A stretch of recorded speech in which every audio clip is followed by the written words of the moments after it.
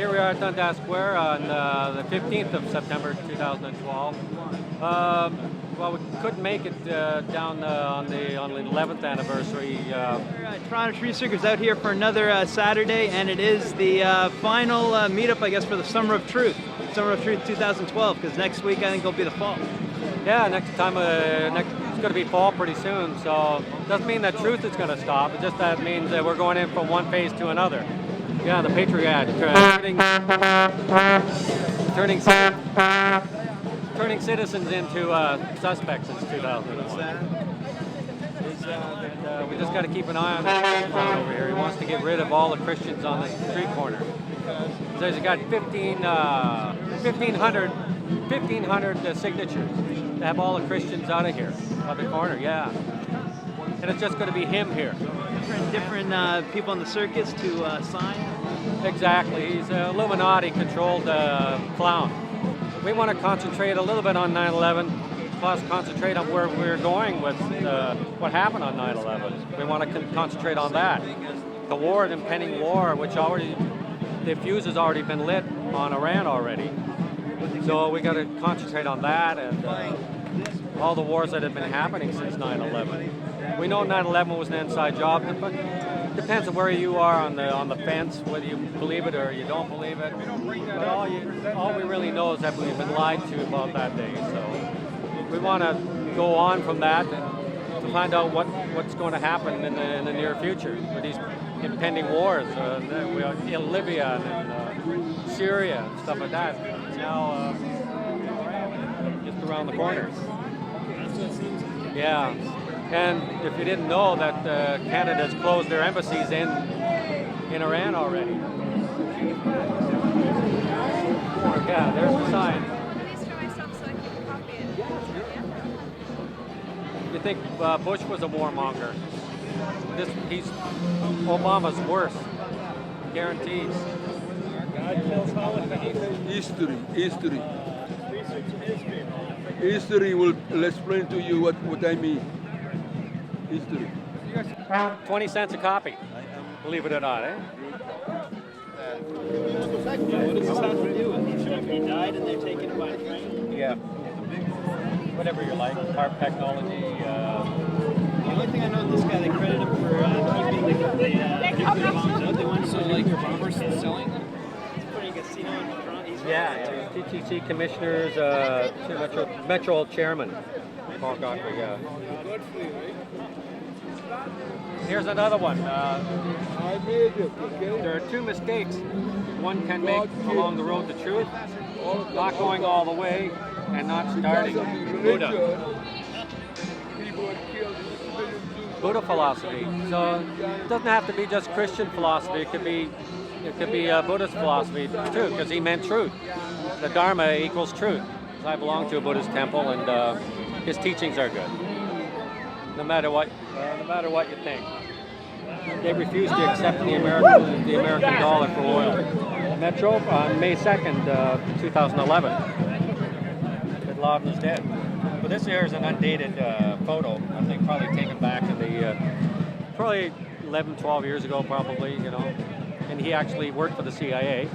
And he actually said I had nothing to do with that 9/11. I'm being blamed for everything that's been going on. At 9/11, I wasn't behind it. But they still want to keep it like Bin Laden did it. Bin Laden did it. They first started out with Saddam Hussein was behind 9/11, but I think they hated hearing themselves speak like that, so they decided to blame somebody else. We already know Bin Laden didn't do it. He said so. So good news with this anniversary is that they're saying that they're airing on PBS. They aired Experts Speak Out, 9/11, the architects and engineers for 9/11. Yeah. Also in this one here had Richard Gage and some of those guys on there as well, talking about that. And naturally they got to put the official story in there and try to debunk everything else. And then there was another one they did, Conspiracy Rising. Was it that one where they're saying how it's a mental illness, conspiracy theory thinking? I don't know if it's Conspiracy Rising. It's a 9/11 conspiracy something. I forget the name of it, but it's more or less of a hit piece, like that type of thing. But we want to concentrate not just on what happened that day, what also happened after that.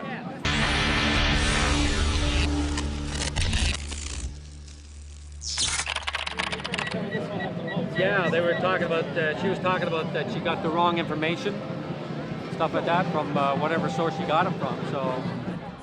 I was thrown, not a question, but a statement of fact. I don't know where that came from. Jane, what more can you tell us about its collapse? Well, only really what you already know. Details are very, very sketchy. I mean, it's very, very difficult being in that position where you've got no communications, no access to information, and that just comes out of left field. Details are very, very sketchy. It was very upsetting about a year ago because of the level of persecution and the virulence in which I was spoken about. And it's just very unfortunate that this whole conspiracy kind of, I think, rather ridiculous situation has grown out of what's really a very small and very honest mistake. Well, unfortunately, I think we've lost the line with Jane Stanley. The BBC says there's a simple explanation for the interview ending abruptly. The satellite feed had an electronic timer, which cut out at 5:15 exactly. As you can tell, Building 7's still there. Didn't fall a half an hour before it fell. It's still there.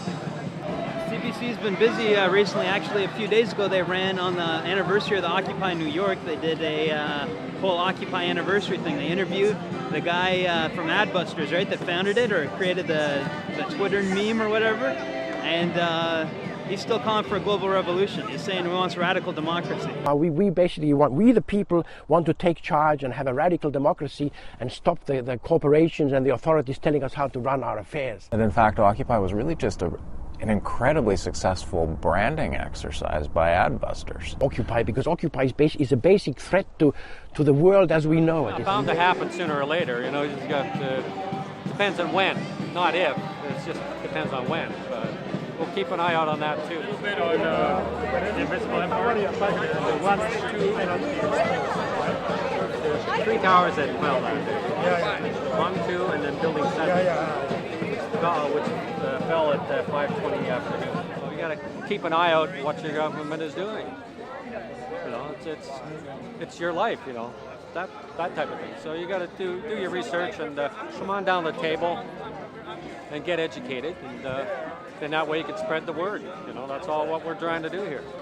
You know that Conspiracy Rising, when they got all these guys seem like they've got some big credentials, they got big like titles before their names, but these guys are all involved with that Skeptics, International Federation of Skeptics or whatever, that the Amazing Randy, the magician, runs.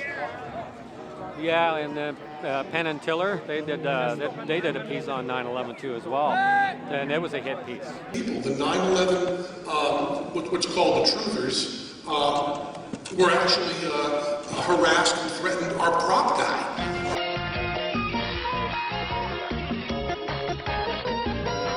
The Bin Laden wanted poster, the first one that they put up, but they have no hard evidence connecting him to 9/11. Right. Nothing. Revised November 2001. Yeah, that's when they should have known. Just before his death, a month after, I believe, in December 2001. They had kidney problems and stuff like that. That was a good picture of Bin Laden. That's when he was healthy, but near his end of his death in December 2001, he was very sickly looking. Killed in Afghanistan during that firefight in Afghanistan. He was hiding in that mountain. Exactly, the Khyber Pass, the Tora Bora border or something. They claim they let him go. Yeah, it was Tora Bora for sure. Yeah. He's just come back to life 9, 10, 11 times already. You know? Why he just recently met with this guy that had financed Al-Qaeda in Pakistan, and then Joe Biden actually really gets really mad at him. You know, you could tell, you could see in his look. He tells him, "Get a life." He tells Luke Rudetsky, "Get a life." Yeah, exactly. Yeah. But he financed the hijackers, and you let him go, and he's free. He hijacked the hijackers. No one knew he financed the hijackers. It's lies. As they say, get a life. At least Canadian Awareness Network has been doing some. We got with Jean Chrétien. They talk with Jean Chrétien about the water. Yeah, I heard about that. Yeah. Agenda 21 would really help our environmental situation with water. What? United Nations Agenda 21. How do we say everything helps? Everything can help out? It's better to do something than to do nothing. Enjoy our truth table here. Come on out, everybody. Enjoy our table and all the information. Come and join the good friends like this gentleman right here. Brother Tom over there, who fell off his bicycle. Babylon T.O., what's up? Living in age of reason. I say it jokingly, of course. Chemtrails. Anything on chemtrails? I just been more capture the attention of two topics. The new passports, the 10-year passports they're going to come out with, will have a microchip in them. And the second is all the heat that Vladimir Putin is getting from Russia's involvement in the Asia-Pacific summit last week. Canada's been sold out. Every country's been sold out. Now we're going to go to war now with this new Muslim movie against Muhammad. Bad movie. That's a joke. I saw that movie. It's a joke. It's not even a movie. It's like a Mad TV sketch comedy. Like that's what I heard. Yeah, it's about 13 minutes. But mine downloaded it for me, so I have it. And yeah, they say it was done by a Christian. See, I don't care who it's done by, as long as it's factual. So yeah, I mean, if Muslims are going to be like that, I mean, they have to study their own source to see who Muhammad was. So after a light of the bombings in Egypt and Libya, I think there's another place, I think Yemen, that got into the embassy.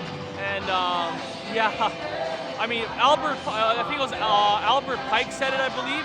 We're gonna have 3 world wars. The third world war will be about religion, economic, everything. And so far it's a Muslim versus the Christian. So this is just another foot in the door. We're gonna bring in the midship and a whole lot more. Going on in Canada, New World Order currency reveal. Midship is coming out. And this one finance minister said this would be out by the end of the year. This guy right here, Jim Flaherty. Yeah. And this is just a coincidence. April 4th, they launched the Midship Challenge. May 4th, they withdraw the penny. Withdrawing the currency little by little all the time, right? We need that penny. Don't get rid of that penny. We need it back. I know it's monotonous sometimes to carry a bunch of pennies in your pocket, but that one penny makes the difference. This is part of the digital currency scam because they say they can even charge a fraction of a cent in a digital currency. You know, not even less than 1 cent. So they're going to keep a 1 cent thing in digital, but if you're paying cash, they're going to round up. Yeah, that's the key word, round up. Keep you in debt. That's all it is a debt system that they want to keep you involved in. They don't want you to be well off. They don't want you to live a good life and healthy life with getting the best medical care. They want to keep it low. So it's more for them, less for us, you know? There's a conspiracy going on, big time. The microchips, did you hear about the chip truck that the Toronto Animal Services are going to have driving around Toronto?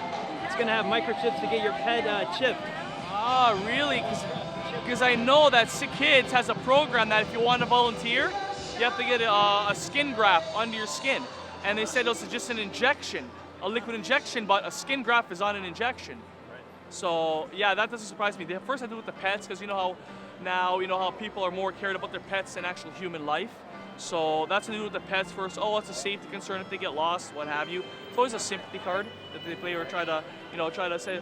For example, what they do with Sunnybrook is they have a little microchip. It's called the Seed, and it's helped to prevent cancer. So they play the sympathy card. Oh, if you don't get it, you don't love your kids enough to stay alive or whatever. They always try to push an agenda on you. And now with the microchip that they're gonna with the pets, man.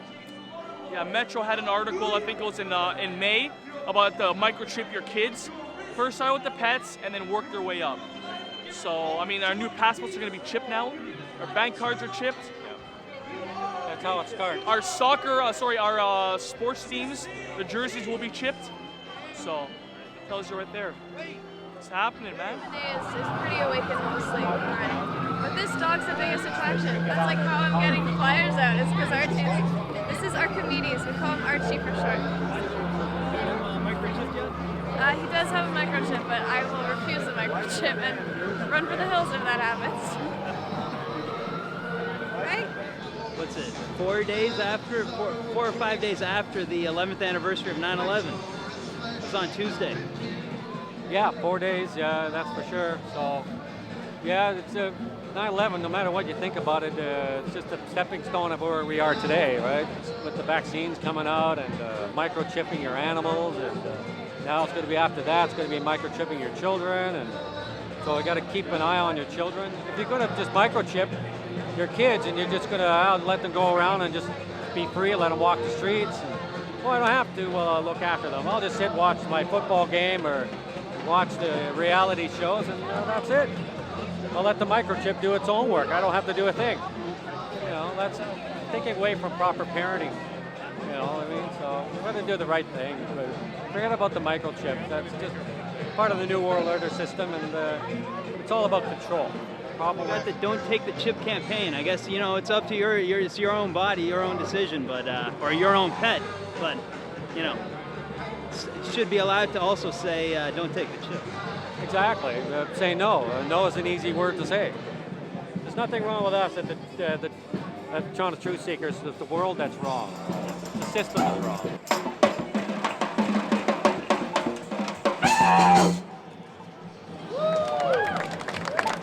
Arigato.